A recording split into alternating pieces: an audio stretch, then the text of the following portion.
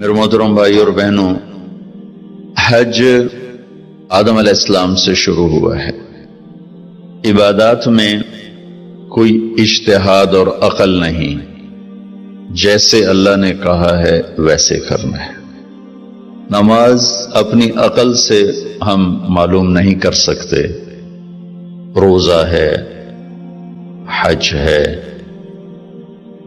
عبادات میں جیسے آسمان والے نے بتایا اور جیسے جناب رسول اللہ صلی اللہ علیہ وسلم نے کر کے دکھلایا، بس ہم نے وہ کرنا ہے۔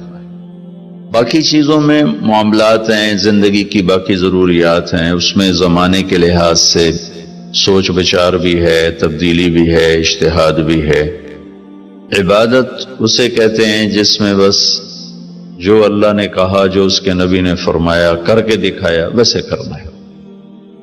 ہمارے نبی پاک کا میں تھوڑا سا آپ کو مختصر خاکہ حج کا بتا دیتا ہوں۔ جناب رسول اللہ صلی اللہ تعالی علیہ وسلم نے حج کا جب اعلان فرمایا، یہ 10 ہجری، تو اطراف سے قبائل جمع ہوئے، کوئی 12,000 کا مجمع اکٹھا ہو گیا مدینہ میں۔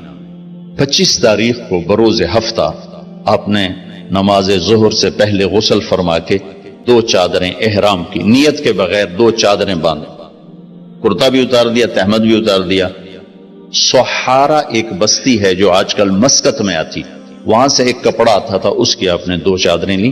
پھر آپ نے ظہر کی نماز کے بعد اپنے پورے قافلے کو لیا، ذوالحلیفہ جس کو آج کل ابیار علی کہتے ہیں، یہاں آپ نے آ کر قیام فرمایا، اور عصر، مغرب، عشاء اور فجر اور ظہر 5 نمازیں آپ نے یہاں ادا فرمائیں۔ آپ گزر رہے تھے کہ جبریل ہے کہ یا رسول اللہ، اللہ فرما رہے ہیں یہ پاک وادی ہے، یہاں آپ قیام فرمائیں۔ ایک رات کی قیام کے بعد صبح آپ نے فجر کی نماز کے بعد غسل فرمایا، خوشبو لگائی، اپنے بالوں کو تیل لگایا، پھر شہد لگایا۔ شہد گوند کا کام دیتا ہے، چونکہ اب ننگے سر جانا تھا تو بال بڑے تھے، آپ کے شانوں تک آئے ہوئے تھے، تو آپ نے ان کو شہد لگا کے نا وہ جوڑ دیا، آپس میں جوڑ دیا۔ اور عائشہ رضی اللہ تعالیٰ نے آپ کو خوشبو لگائی۔ جسم پہ خوشبو لگا سکتے ہیں احرام سے پہلے، احرام کے کپڑے کو نہیں، جسم پہ خوشبو لگا سکتے ہیں احرام کی نیت کرنے سے پہلے۔ بالوں میں، مانگ میں آپ نے خوشبو لگائی۔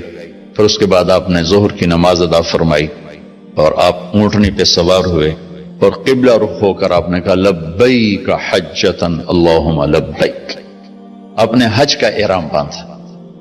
تو جبریل آئے کہ یا رسول اللہ، اللہ تعالیٰ فرما رہے ہیں عمرے کو شامل فرمائے۔ وہاں سے آپ چلے، آپ کے ساتھ کوئی 12,000 کا مجمع تھا، اور آپ ملل میں آپ نے قیام فرمایا۔ ملل سے نکلے اور روحا میں پہنچے۔ روحا میں کنواں ہے، وہاں 70 نبیوں نے قیام کیا ہے حج کے دوران، حج پر جاتے اور آتے ہوئے۔ وہاں آپ نے بھی قیام فرمایا، رات بھی ٹھہرے۔ روحا سے چل کر آپ افایا پہنچے، افایا سے عرج پہنچے، عرج سے ابوا پہنچے۔ ابوا پہنچے تو سامنے بستی تھی جہاں آپ کے سارے انتظام کیے گئے تھے رہائش کے، اور یہ قافلہ 12,000 کا 60-70,000 کا ہو چکا تھا۔ تو ابوا میں آپ کی والدہ کی قبر ہے، حضرت آمنہ رضی اللہ تعالیٰ عنہ کی قبر مبارک ہے۔ تو آپ سڑک سے یوں ہٹ گئے، اندر پہاڑوں میں چلے گئے۔ اکثر مجمع تو نیا تھا، انہیں نہیں سمجھ میں آیا کہ اللہ کے نبی اندر کہاں جا رہے ہیں۔ چندے کو پتا تھا کہ آپ کہاں جا رہے ہیں، تو آپ چلتے چلتے چلتے چلتے چلتے ایک جگہ آپ نے اونٹنی کو بٹھایا، کوئی وہ 70-80 فٹ اونچا پہاڑ ہے، تو وہاں سے آپ اوپر چڑھے۔ یہ اپریل کا مہینہ تھا اور ماں کی قبر کے سرانے تشریف لائے، اور یوں آپ نے گھٹنے اٹھائے اور ہاتھ یہاں رکھے اور سر یہاں لیا، یہ پوزیشن بنائی جیسے چھوٹے بچے بناتے، اور پھر جوں سرہانے بیٹھ کے رونا شروع کیا۔ صدمہ تو چند دنوں بعد بھول جاتا، میں اب اپنی ماں کے یاد میں رونا بھی چاہوں تو رونا نہیں آتا، اپنے باپ کی یاد میں رونا بھی چاہوں تو رونا نہیں آتا۔ اور میرے نبی کو 57 برس گزر چکے تھے ماں کے گئے ہوئے، تو وہ 57 سال پرانا درد ابھی زخم بھرا نہیں، آپ اس پوزیشن میں بیٹھے اور اتنا روئے کہ سارا رواں آپ کا آنکھ بن کے رو رہا تھا، وہ ساری داڑھی آپ کی آنسوں سے تر ہو گئی، اور آپ نے آگے جانے سے انکار کر دیا کہ میں آج رات اپنی ماں کے پاس ٹھہروں گا۔ آپ نے رات وہیں گزاری۔ کیا رات تھی! ابواس سے چلے تو آپ عصفان پہنچے، عصفان تھے تو آپ نے کہا ابوبکر یہ کون سی جگہ ہے؟ کہا جو عصفان۔ کہا میں دیکھ رہا ہوں ہود اور صالح علیہ السلام گزر رہے ہیں اس وادی سے، لبیک کہتے ہوئے حج کو جا رہے ہیں۔ عصفان سے آپ مرہ زہران پہنچے، پھر وہاں سے آپ صرف پہنچے، پھر وہاں سے آپ تنعیم پہنچے۔ تنعیم میں آپ نے احرام کی چادروں کو تبدیل فرمایا، جو 2 چادریں مدینہ میں زیب تن فرمائی تھی، تنعیم اتار کر 2 نئی چادر اسی کپڑے کی۔ پھر مکہ کے ٹاپ سے آپ انٹر ہوئے اور بیر زی طوا کے کنویں پر آ کر آپ نے قیام فرمایا۔ یہ ہے اتوار کی رات، 25 کو چلے اور 4 کی رات کو، یہ مہینہ 29 کا تھا، تو 4 کی رات کو آپ مکے پہنچ گئے۔ اور اتوار کو صبح آپ نے غسل کیا، خالی پانی بہایا اور عمرہ کے لیے تشریف لے گئے۔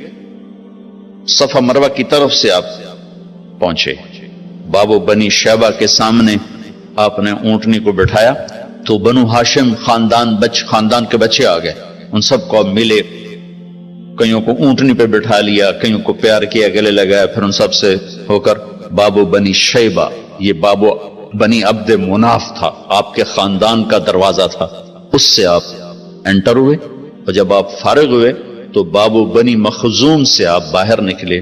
آپ نے جاتے ہی حجر اسود کا بوسہ لیا، پھر سجدہ کیا۔